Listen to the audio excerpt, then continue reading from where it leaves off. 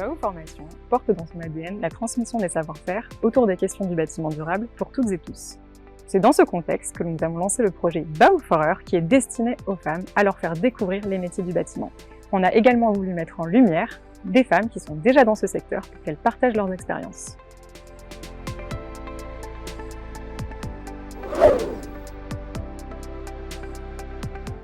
Waouh, je dirais très enrichissant et constructif. Ça fait 2 mots, désolée. Enrichissant parce que j'ai rencontré énormément de personnes. Je ne pensais pas rencontrer des personnes aussi différentes au cours de mon parcours avec autant de diversité dans les métiers comme dans le type de personnes que j'ai rencontrées.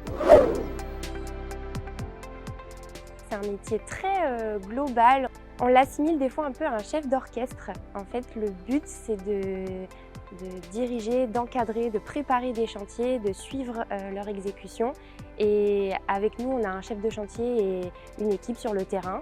Et c'est un métier qui allie autant la partie bureau que la partie terrain. Donc c'est très intéressant.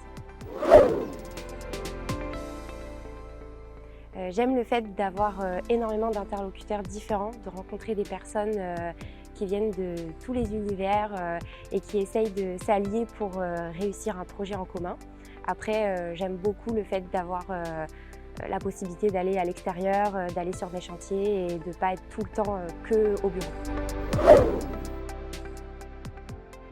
Il faut être très ouvert d'esprit, je pense. Après, il faut être rigoureux parce que le chantier, c'est aussi la sécurité et ça demande quand même une préparation très rigoureuse pour éviter les problèmes liés à la sécurité.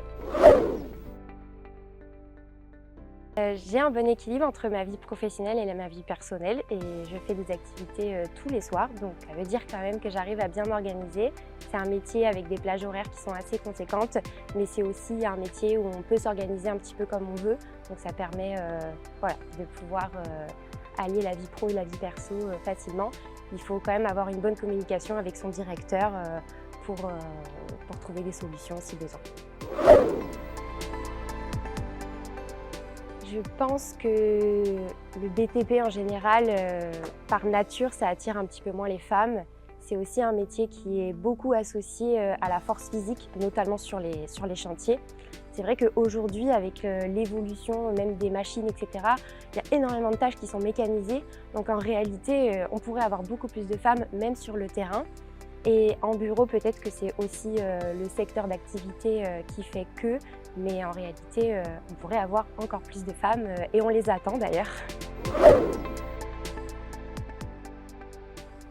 Oui, j'ai déjà vécu des comportements sexistes, beaucoup plus en début de carrière parce que j'avais beaucoup plus de mal à m'affirmer qu'après quelques années d'expérience. Donc oui, j'en ai déjà vécu un petit peu. J'aurais aimé qu'on m'explique qu'il ne fallait pas que je me laisse faire parce que quand on est jeune et qu'on a envie de valider son stage ou valider son diplôme, on a tendance à s'effacer, mais c'est pas une raison. Et surtout, il faut garder en tête qu'on ne doit pas remettre en cause son avenir à cause d'une seule personne. Moi-même, j'ai déjà mis un petit peu de côté mon envie d'être conductrice de travaux à cause de ça et j'y suis revenue parce que je me suis rendu compte que finalement c'était peut-être une seule personne qui avait remis ça en cause, mais après j'ai rencontré des personnes super, y compris des conducteurs de travaux qui m'ont donné envie de faire ça à nouveau. Sans faire de généralité, les femmes sont des fois considérées comme un petit peu plus rigoureuses, un petit peu plus empathiques et ça peut aussi apporter une nouvelle vision sur les chantiers que la jante masculine. Il faut se lancer. C'est un milieu qui est très dense. Il y a énormément de domaines d'activité, donc il y en a forcément un pour vous qui vous plaira. Et il y a énormément de métiers différents aussi, donc il ne faut pas hésiter à passer une première porte, à poser des questions et à essayer de trouver ce qui peut vous plaire. Ce serait au soleil, parce que je travaille dans le sud, donc j'ai la chance d'être souvent dehors et d'être souvent tout ensoleillée.